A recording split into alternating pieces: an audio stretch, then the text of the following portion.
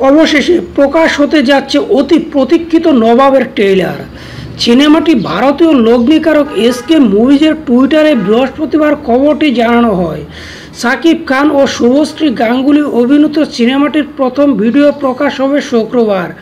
আরও জানানো হয়, নবাব একই দিন বাংলাদেশ ও ভারতে মুক্তি পাচ্ছে না। ঈদ উল ফিতরের দিন বাংলাদেশে মুক্তি পাবে, ভারতে মুক্তি পাবে জুলাইয়ে। বাংলাদেশে সাকিবের একাধিক সিনেমা মুক্তি পাবে ঈদে। থাকছে জিতের বস 2ও। জিতের সিনেমাটিও একই দিনে মুক্তি পাবে কলকাতায়। সাথে থাকছে দেবের চ্যাম্প। মূলত ব্যবসায়িক হিসেব নিকেশ করেই স্থানীয় দুই সুপারস্টারের সঙ্গে সাকিবের সিনেমাটি মুক্তি দিচ্ছে না এসকে।